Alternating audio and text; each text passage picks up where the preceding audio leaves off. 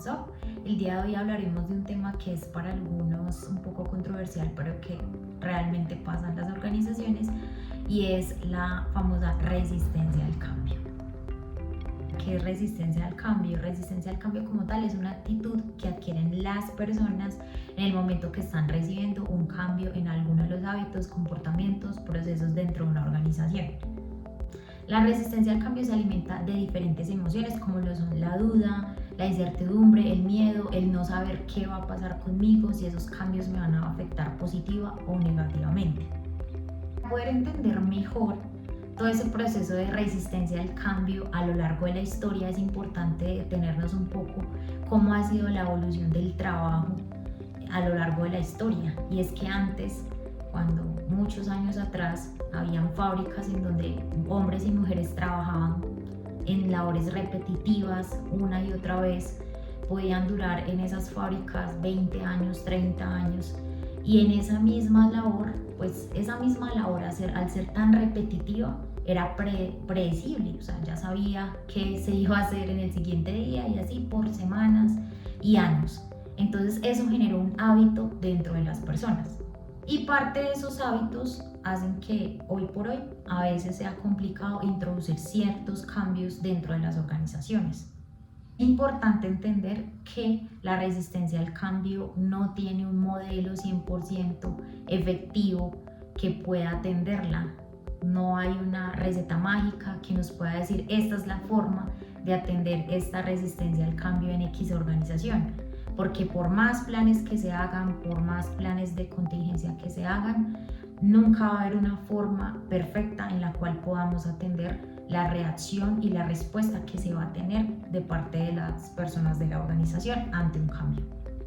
Hay varios modelos que lo que buscan es entender cómo es esa resistencia al cambio y cómo esa resistencia al cambio está recibida por parte de las personas que sienten ese cambio a partir de las emociones y diferentes tipos de respuestas que están generando estas personas. Entonces, entre los modelos que he encontrado hay Lewin, Argyris, Scott, William Bridges, y el que más me gustó de todos fue el de Elizabeth Kubler-Ross. El modelo de Elizabeth Kubler-Ross está representado en 5 partes principales, que son: la primera, la negación o estado de shock. En esta primera parte, las personas tienden a sentir rechazo, sienten que ese cambio no es real, no lo reconocen como verdadero y no creen que eso sea un cambio. La segunda fase, que es la de ira o denial, estas personas empiezan a sentir emociones como lo son la ira, lo son la frustración, y empiezan a echar culpas a las demás personas, sienten rabia, sienten resentimiento, sienten demasiadas emociones negativas en ese momento. La siguiente fase es la de negociación o bargaining. En esta fase, las personas, con tal de no recibir ese cambio, pueden empezar a hacer promesas, empezar a iniciar un proceso de negociación en donde buscan tener una nueva oportunidad, un nuevo chance de seguir como están para evitar el cambio. La siguiente fase es la depresión o depresión. En esta fase, las personas ya sienten que el cambio ya no tiene vuelta atrás, que es inevitable, y pueden tener sentimientos de tristeza, de rabia todavía, pero ya sienten que es material el cambio y que están dejando atrás algo. La siguiente y última fase es la de acceptance o aceptación, y es donde las personas ya empiezan a entender esa realidad, ya trabajan con la realidad, abrazan ese cambio y empiezan a trabajar en torno a él, ya abren más posibilidades, y bueno, pues ya ahí se cierra como tal el modelo y las fases. ¿Por qué me gustó mucho el modelo de Elizabeth? Porque el modelo de Elizabeth tiene una perspectiva desde el lado de la persona, del ser, del proceso que tiene esa persona cuando siente esa resistencia al cambio y todas y cada una de las fases que hay dentro de esa persona. En cambio, hay, digamos, modelos como el de Kubler, en donde ya vamos un poco más a la acción, a cómo vamos a resolver esa resistencia al cambio dentro de la organización.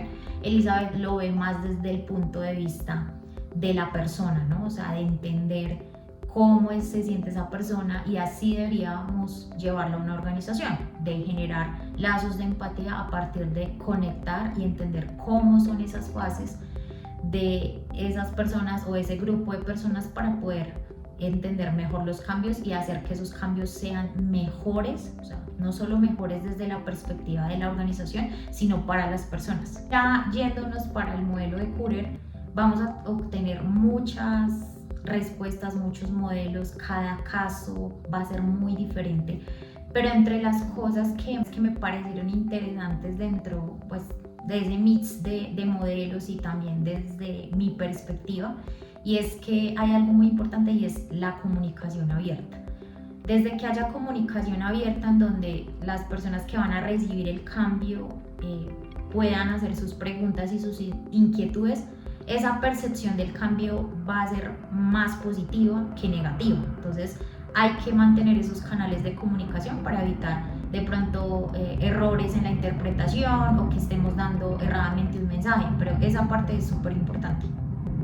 Otro factor que para mí es clave es involucrar a los interesados desde el principio, que se sienta que las propuestas y los cambios sean una construcción en conjunto, una co-creación y no una imposición. Entonces es muy importante que sí, bueno, no pueden estar todas las personas armando las propuestas de cambio o las mejoras, al menos que haya una representación, pero es muy importante que las personas sientan que ese cambio es parte de ellos y sobre todo que ellas mismas se sientan que hacen parte de la toma de decisiones. Entonces es súper importante que tengamos a estas personas muy presentes en nuestras sesiones. Y el otro factor que para mí es súper importante es la parte cultural. Sabemos que la cultura no se cambia de la noche a la mañana y que requiere mucho trabajo y esfuerzo y tiempo. Entonces, para toda la parte cultural es muy importante que hagamos ver que el cambio no es malo, que en sí el mundo cambia todo el tiempo y la organización no se puede quedar atrás. Entonces, es ir haciendo que las personas vean el cambio como algo normal y que empiecen a abrazar el cambio, que el cambio no está mal, que si bien tenemos resultados negativos a veces, no es que nos vayamos a quedar ahí, sino que nos vamos a levantar y vamos a hacer nuevas cosas y mejores cosas para salir de esos estados. Entonces los cambios van y vienen, entonces es muy importante que entendamos que la organización también debe ser el reflejo del mundo, que en sí el mundo cambia todos los días, todo el tiempo, cada minuto, cada segundo. Un ejemplo súper chévere de cómo esa resistencia al cambio pues prácticamente ni se ve y es la de Netflix. Netflix convive todo el tiempo con errores, con cosas, tiene un sistema de recomendaciones excelente, tiene bastante oído y sensibilidad con el usuario, entonces siempre están recibiendo feedback y haciendo, o sea, reciben, hacen. Entonces es muy interesante cómo el cambio hace parte de su cultura. Otro ejemplo de la región que es muy chévere es el de Rappi. Rappi no es el mismo desde que inició hasta el día de hoy porque vemos funcionalidades diferentes y todo el tiempo están cambiando, todo el tiempo vemos nuevas características, nuevas funcionalidades interesantes, todo el look and feel cambia todo el tiempo, vemos reglas diferentes, entonces es un ejemplo muy interesante de cómo ellos entendieron el cambio y lo incorporaron dentro de su cultura porque viven en sí en constante cambio. En conclusión, siempre vamos a tener cambios todo el tiempo y también vamos a tener resistencia al cambio en mayor o en menor medida dependiendo de la cultura, de la organización, de la madurez, de los equipos, entre muchos otros factores. Pero es importante tener en cuenta que no vamos a tener un plan perfecto para todo, vamos a tener planes de contingencia seguramente, ajustar sobre el camino, como dicen por ahí.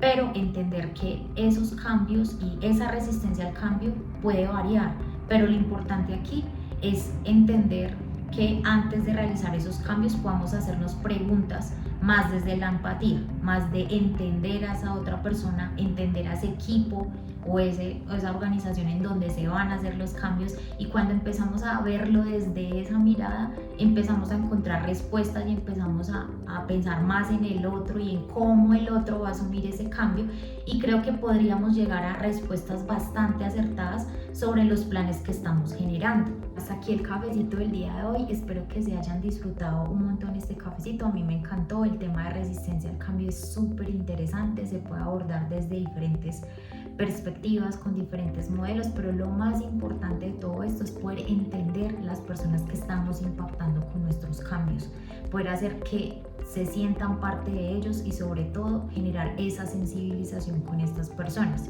Y tal vez en un tiempo podemos generar que estas personas puedan ver el cambio como parte de su cultura. Nos vemos en un nuevo video de Un Café con So.